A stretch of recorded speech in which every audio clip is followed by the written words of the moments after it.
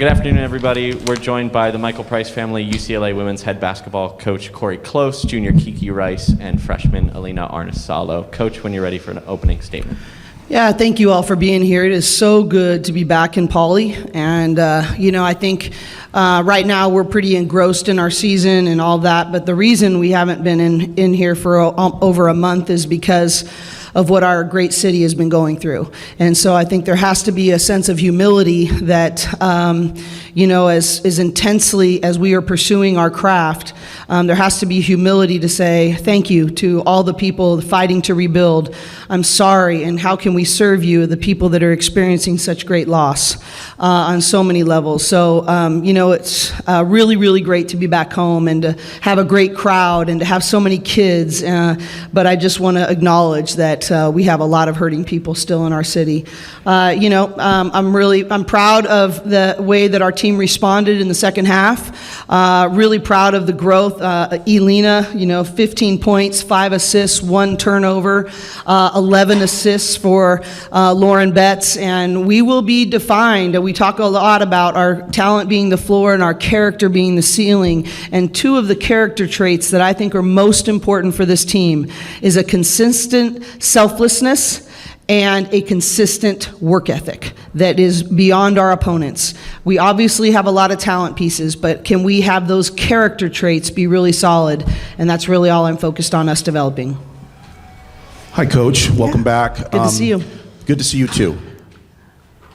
I have to ask you about the fact that they doubled Lauren so much, and she seemed to just... Doubled? You mean tripled and quadrupled? Yes, okay, yes, yeah. Okay, go ahead. Mm-hmm. I was keeping it kind. Okay, yeah, that was nice. Mm-hmm. But she always makes the right play. What does that say about your team? And Kiki, I want to ask you guys got 21 points off of turnovers getting back the other way. Can you talk about that, both you guys, please? You go first. Yeah, in terms of creating offense from defense, that's something, playing in transition and getting out and running is an area that we are really good in. And I think at halftime and in the fourth quarter really talked about that's something that we really wanted to get to and not have to get set up in half-court offense every time, because then they can quadruple Lauren, then they can send so many bodies. And so we just focus on creating offense from the defensive end and just applying pressure and making it hard for them to execute their stuff. Lauren is, so dominant and arguably been the most dominant player on both sides of the ball in the entire country over the last month.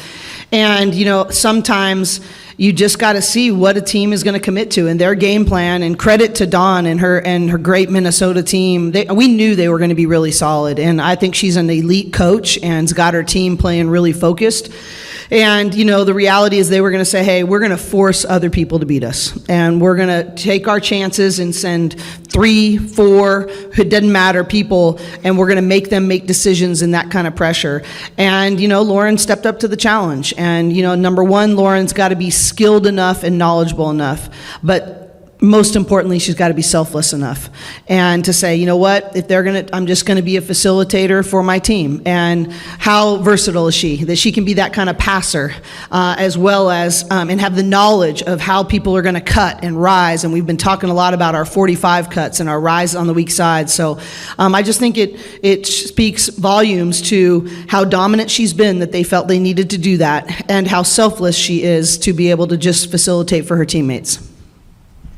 Hey, Coach, what's the biggest challenge for you coaching this team and for the players? Coach talked about stepping into the gym this morning, 7:45, and a bunch of you out there getting up shots.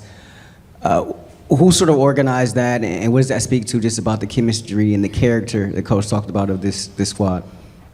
Well, before I let them answer, because they're 2 of the ones that are there every single time, is that Kiki Rice's elite work ethic has created a culture in our program that you feel left out if you're not doing the extra work. And that started with what she has brought to our team. And now it's like every single person comes, and it's not driven by the coaches, it is driven by the players. But I'll let you guys elaborate on that. Yeah, I think it's so great to see so many of us in the gym. It just has become a habit for everyone on our team. Everyone's in their 12 o'clock game, whatever, even if it's super early, we're all in there at 7 a.m. Starting our workouts. And I think it's a testament to just the character and the group that we have, that everyone's willing to do whatever it takes to be their best selves for this team. And I think it's definitely been a huge area of growth from like my freshman year to now. I think freshman year wasn't exact same in terms of everyone in the gym, and this year, every day before and after practice, there's someone shooting, so it's great to see. I also think we're like super grateful to have those coaches and staff who always come like 7 a.m. or even earlier, come to do individual workouts with us, come to rebound. They want to make us better as we want to improve, and that really helps everybody to like focus on certain areas they want to improve in. Biggest challenge, sorry.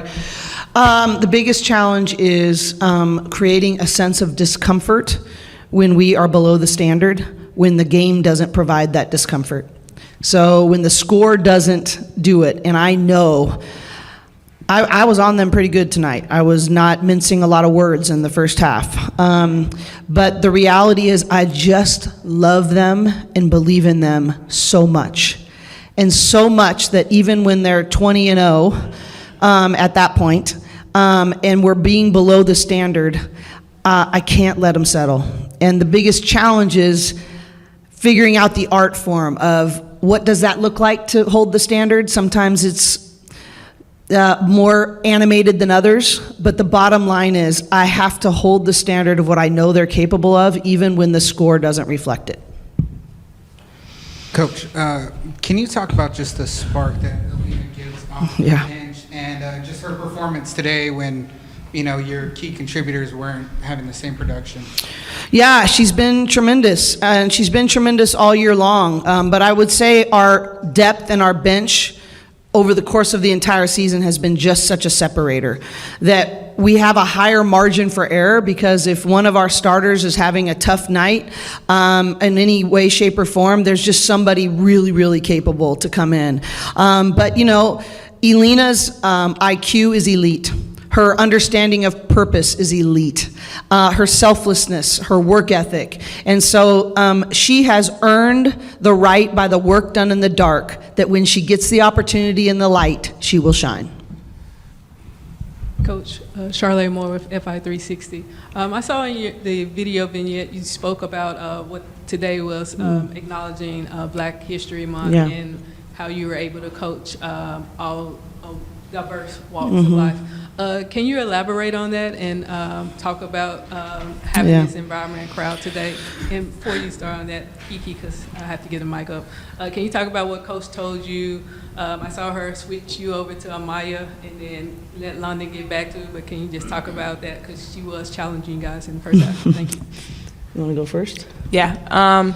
Yeah, I mean, I think just putting different bodies on Battle. She's a great player, had a great game, and I think just kind of switching up just who was on her. London was playing, saw really good defense on her, and it was, you know, took that challenge for a while, and then for a little bit I took that challenge, and we're just kind of switching off. But I think that's one of the greatest things about our team is like the versatility of defensive bodies that you can put on there at guards.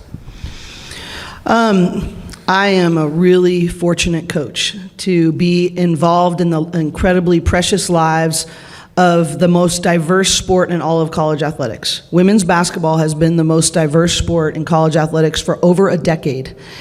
And 67% of those are Black women. And so to have a day that we celebrate Black excellence and to have, to be able to learn from them, to celebrate them, and we just have lots of different, today is about Black excellence, but I think in the broader scope, it's how do you value someone and honor someone that's different than you? And that's not a burden, that's a joy. And so I am just so grateful to have a team that we did an exercise actually just in this room earlier this week, and we talked about each other's coins. And the coins are the things that are really important in your life outside of basketball that you don't even know that you share. And how do you learn from someone else's coins? They may be in their pocket, you may not see them all the time, but what a joy to go, man, Kiki, tell me about what your journey's been like, and how do we celebrate you as a Black woman, and what does that look like? And, you know, I just think that, you know, it's a very small step. I wish we did more in lots of different ways, but I think one of my biggest honors in leading a women's basketball program is the chance to honor and learn from so many people that are different than me. And I just think it's really, it's truly one of my greatest joys as a leader. Coach, looking at the stat sheet, London Jones a plus 22. How much is her shooting and her ability to get into the passing lanes? How critical is that for you guys? I don't think it's that her shooting. She's been a pretty good shooter for a long time, but I think it's her decision making that's gotten so much better. Her decision making, I think about the play. She was driving the lane and she ended up kicking it out to Tamia. Really been challenging her when she gets going downhill, when they take away her three-point shot, the decision making out of that, as well as her ability to feed the post. She's been a pretty good on-ball defender for a long time, and her energy is infectious. But what I've loved about London's growth is her off-ball defense, how she's figured out how to make plays away from the ball and make her team better, even when she's not be able to create that pressure on the ball. So for us, it's just all about improvement. And so I'm just thrilled with the improvement that London is showing. She's earned it.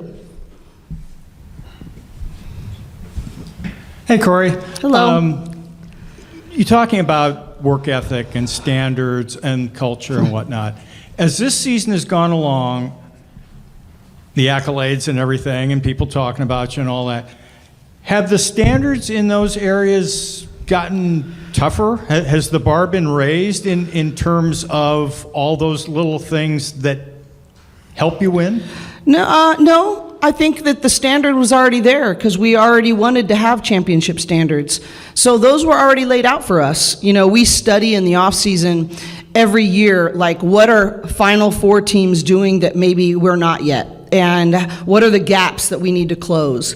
And, but I'll tell you one standard that we've done better in past years that we're not doing right now. We're not rebounding well enough right now. And people can say statistically where we are in the Big Ten. We go by percentages of our misses. Percentages of our misses on offense, we try to get 40% or better. And on defense, we're trying to get 70% or better, 75% actually. And we've been in the 60s the last 3 games in a row. And I told them, do you guys want to run or not? And they said, yeah, we want to play in transition more. We didn't like grinding it out and having them be able to set their defense and double team. Get more rebounds. When you get more defensive rebounds, you earn the right to play in transition that way. And so I don't think we've changed the standards. It takes what it takes to be a championship team, and it's just a matter of what kinds of habits we're willing to earn. Hi there. Hi. I know you guys probably weren't too happy about the way you started the game, and I'm always thinking ahead. The Big Ten is still a conference that we're all learning. Ohio State's coming up here in 3 days, and they're no joke, and probably can't really afford to start behind the 8 ball on that. What have you already taken from this game that you're going to take forward into this next huge matchup? It's just going to be about aggression, taking care of the ball, because they love to press the entire game. And the more we create stops on defense and get defensive rebounds, the less we'll have to deal with their press. So if we really learn from today and we know how we want to play, and we got an opponent they are going to force us to choose. Ohio State will force us to choose. Will we be disciplined enough to create really difficult shots and make sure we hold them to one hard shot? And if we do that, we'll be all right. But if we didn't learn from today, we don't carry those things over, that's a team that'll make you pay. Coach L.T. Willis, this question is for you and Kiki. The style of basketball that you guys are playing now compared to playing teams in the Pac-12 twice, sometimes 3 times, not 1 time, what's been the biggest difference for you as far as approaching a game?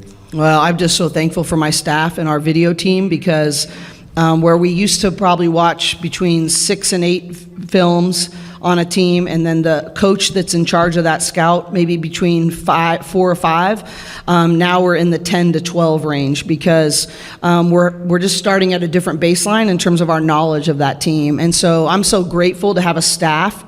It's a lot more work playing everybody once, and especially in a new conference. And I just have an incredible staff that's willing to do the work to still make sure that we're the more prepared team. Today, I thought JC did a great job on the scout for this game, and so I think I'm just really thankful to have a staff that makes that work. You guys will have something to say about it? Yeah, I mean, our staff prepares us incredibly well for each team that we play. I think it is tough only playing teams one time just because we don't come in with that like baseline knowledge. I remember looking at scouts last year and I basically I knew all the players and what they ran and just like how the teams were. But this year, like Minnesota, I didn't really know anything about. So it's different for sure, but our staff does a really good job of equipping us with all the tools that we need to play at the highest level. Would you say that's an advantage or disadvantage? Playing somebody else? I think it's an advantage yeah, because yeah. we have so much depth, we have a higher margin for error. So, and we have a team that few staffs have in terms of our video team and what we're able to create in advance. So it may be a challenge, but I think we have turned it into an advantage. Thank you. Congrats on the win, everyone. Coach, can you talk about how easy for you as a coach to have players like Kiki and the other teammates that want to get in the gym? And then, Kiki, can you talk about like the effect that you've seen that has on other players as well when you go work out and things of that nature? I want to give props to Kiki also. She's not a real like boisterous leader, and she leads by example, but we always talk about that leadership is influence, and you have to make them follow you. And I think the reality of what you're seeing in our work ethic is how she has found her best and most effective influence and impact. And so, and I think, E can talk to that about the example that it said. It just wasn't even an option but by the time E got here, it was just what we do. And E would have done it anyways because she's built like that as well. But the reality is that leadership is example first and influence second. And Kiki has found her lane to do it the way she wants to do it. Not maybe looks different. Her big mentor on our staff is Coach Tasha Brown, and she's done an excellent job. And Tasha is spirited and fiery. And what I love is that she's honored that Kiki can have just as much influence and do it in her own way. Yeah, for me, I'd say I think that's just the mentality and kind of person that I am and came here with, and I think I would just give a huge shout out to all my teammates to be like, to see, me working out, me doing that kind of stuff, and be, 100% willing and wanting to join in to do their own stuff as well. And I think that's why we have such a great team, is because everyone is so willing to put that work in and to get better and wants to get better. And it's so cool seeing like all the freshmen come in and just jump right into that, and that be second nature to everyone. So it's really been awesome to see kind of that culture change that we've had. Yeah, I think for all freshmen and transfers, it's been really inspiring to see all the older players like Kiki and other juniors like doing the individual work. It's also been easier for us to join in then because someone is already leading the example, so we can like jump in and start doing our own work with the coaches and staff. So I think, it's a part of our culture, and we could really feel it when we came here. How lucky am I? These two are they're just spectacular. You haven't scored this much since November. You got out to such a hot start when you first got here, but what have these past couple of weeks and maybe even months looked like just trying to get back in your groove again, find your shot, and start scoring more? Well, it's been a lot of work, like individual works with the assistant coaches, trying to focus in every practice, stay aggressive. I've watched a lot of film, and I think it just showed in this game, the work that I've put in with the coaches and other players. David Yavkovitz from The Next. I have two questions, actually, one for Kiki, one for Alina. Kiki, just how have you kind of seen Alina's development, as a point guard, coming off the bench throughout this season? And then for Alina, just what have you been able to learn from Kiki in terms of what it takes to be, a primary ball handler at the college level? Yeah, I think one of the things that really impressed me the most about E when she came in was just the maturity and poise that she plays with. And I think it's hard to come in as a freshman and kind of assume that point guard role because of just how different college basketball is. And I'm sure you would say that playing pro overseas helped her with that. And you can tell by the maturity of her game and how she plays. And for any freshman, regardless of how good you are, college basketball is going to be an adjustment. And I think you just have to go through the ups and downs of just getting used to being out there and playing against different teams every every night, and I think E's done a great job just weathering that storm and figuring out her game within this team. And I just think how consistent she's stayed in terms of her work ethic and her leadership, her talk, her communication, all while everyone's challenging her and encouraging her and motivating her is something that I'm really impressed with. I think it's been really cool to watch Kiki play and practice every day, how she comes to practice every day, like with the same mentality and same work ethic. Like there's never like big ups and downs, like it's very consistent, which is really inspiring to see, like what me and I know the other freshmen too look up to in games, like seeing the little difference in European basketball and in college basketball. It's been fun watching Kiki play and like take all the little details and try to add them to my game too. This question is for the you two first, and then Coach for you. When the season started, everyone knew you guys were going to be good with the returners, the run you made last year. Then you beat South Carolina, and eyebrows get raised. And here we are at 21-0. So I want to know, what has the bullseye been like as you travel the country? Not only in the gym, but in restaurants, in airports. What's that been like? And Coach, what have you seen in terms of the maturation as this bullseye gets bigger as you guys go on this journey? Sure. Go ahead, you guys. Yeah, it's really cool having so many fans and people come up to us and be like, "You guys are UCLA undefeated." Coach Shannon actually said the other day that she was somewhere in Louisiana and that people in a really small town were like, "You're the coach of UCLA undefeated team." So it's really awesome that people all around the country are recognizing us, and it's fun to be playing, and it's fun to be us right now, and we just got to continue to keep that up. Yeah, I think it's been awesome. I didn't know college basketball is that big in America. Like everybody knows UCLA now, and everybody follows the basketball. But yeah, it's been awesome to see it. Yeah, I think that's been the really fun part for me is that Tony and I.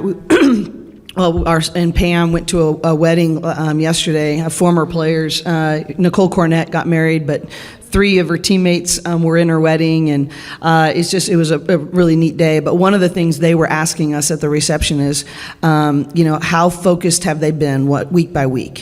Has it been a bigger distraction than you thought?